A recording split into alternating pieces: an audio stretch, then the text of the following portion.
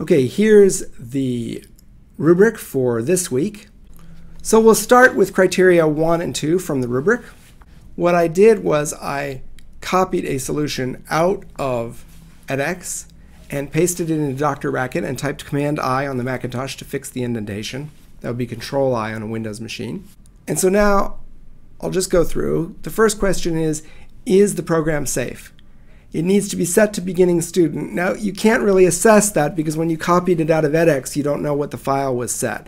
But you yourself should know that the file has to be in beginning student. And does it have any requires?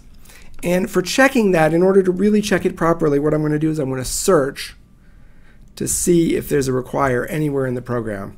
I typed Command F, you could type Control F on Windows, and look for require, and I don't find any. So this program meets the safety criteria and it is acceptable. Now let's abort this search and go on to whether it is commit ready. So is it commit ready? The file needs to be neat and tidy. Let's see, that looks pretty neat and tidy to me. I don't see stuff that's not supposed to be here. I don't see a bunch of commented out code. I don't see notes to your friends. It all looks pretty good this way. I'm happy with that.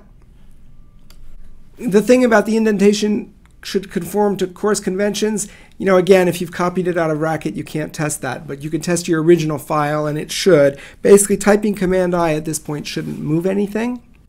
So that gets us to a good for commit ready. This program's off to a great start. I'm now going to go on to parts 3 and 4 of the rubric, having to do with whether the designs are complete and high quality. And in order to do that, what I'm going to do is focus here on just problem 4. That's called spot grading, where you just look at part of it. And that's all you're going to have to do for your assessment. You probably want to do the assessment for your whole design, just for your own edification. But for the self-assessment part that you type into the system, just do problem 4. So let's see. First, we need to do completeness and well-formedness. So let's see. A data definition has all of these parts. Let's see, there's the type comment, there's the interpretation, there's examples. They all are there and they look well formed. Here's the template. There's the template rules used. But if you notice carefully here something, watch this. What if I uncomment the template and now run the file? Well, now I'm going to get an error that this N is not defined, because that N should be an H. This template is not well formed. It never ran. Somebody typed a sharp sign semicolon in front of it before they ever run it. You got to run it first to make sure it's well formed. Let's try it now. That's better. Okay, now we'll comment it out. So let's see, the whole data definition is complete and well formed except for the template, which has a small problem with it. When we look at the function design, let's see, signature looks good, well formed, purpose, examples, there's the stub, there's the template, and there's the increase health. You know, this template could actually just be took template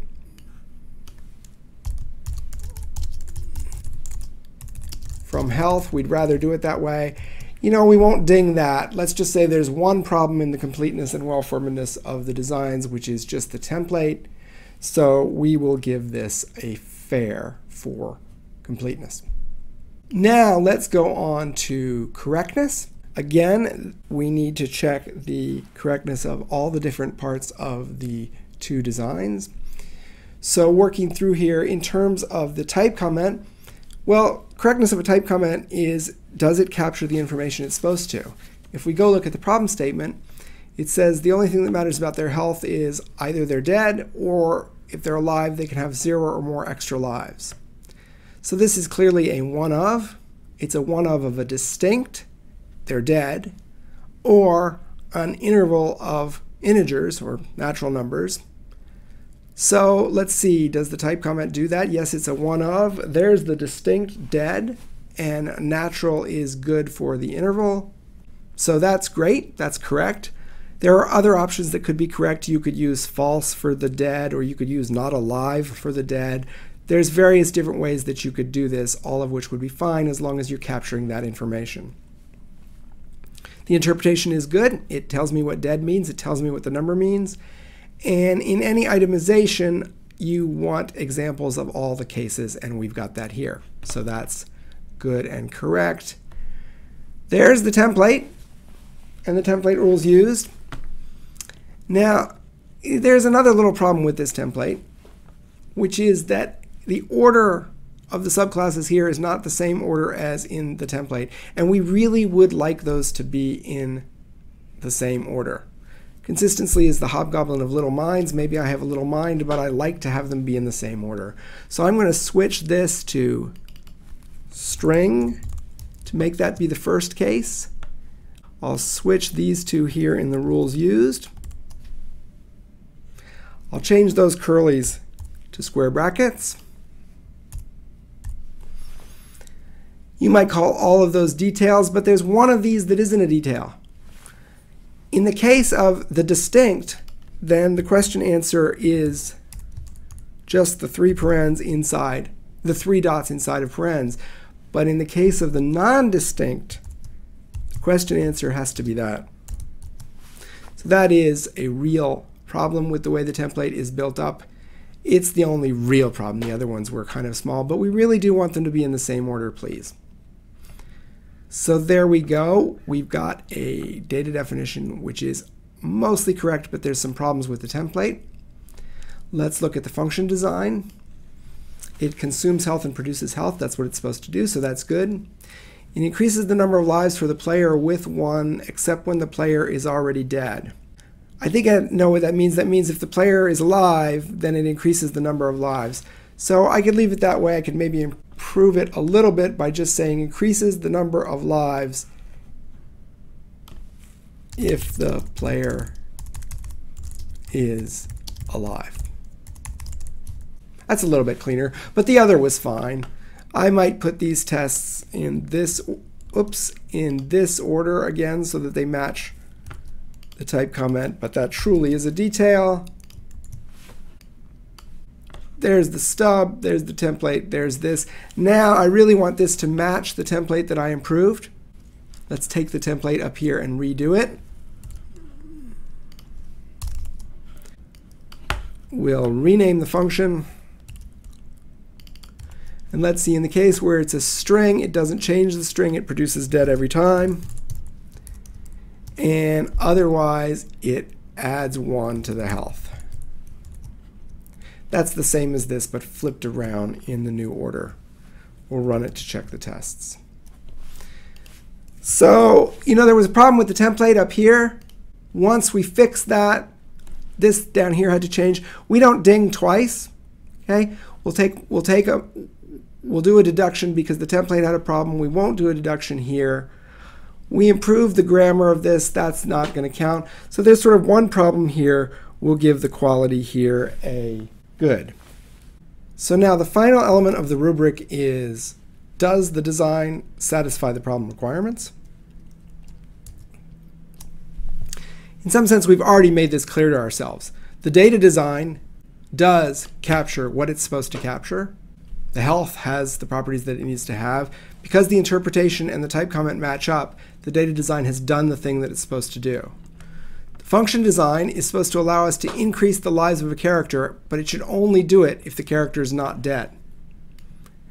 And that is what this function does. It increases the number of lives if the player is alive. That's the same thing as saying they're not dead. And the check expects clearly check that. So this design clearly satisfies the problem requirements in both the data definition and the function. So this gets a good for satisfying problem requirements. Now very quickly, let me just show you one other solution so you'll see some variation that could also be a valid solution. Here's another data definition for health. This one uses false. I already said that that was a reasonable thing to do. But I really want to look at the function here. Look, this function is going to take 2 arguments. It takes a health and the number of lives to add. So it adds not just 1 additional lives, but any number of additional lives. We didn't explicitly say that you needed to do this, but we also didn't explicitly say that it only adds 1. So this is a completely reasonable design for this function. The signature is correct for this alternative design. The purpose is correct for this alternative design. There are tests that test adding different number of lives, so the tests are good. There's the stub. There should be a note here about the template, but other than that, this is a very high quality and correct solution to this slightly different problem statement. Totally good if you did this too, except you really should have had a template comment here. So that's it for this week's self-assessment video. You've seen how we apply the rubric to both a data design and a function design. You should do this now with your design. Remember, your design doesn't have to be exactly like what we showed in the video. You're applying the rubric and assessing whether the design is good. You could have a different design than ours and still be good. So there you go. Do the self-assessment of your work, and hopefully that will help you improve your ability to use the recipes to design.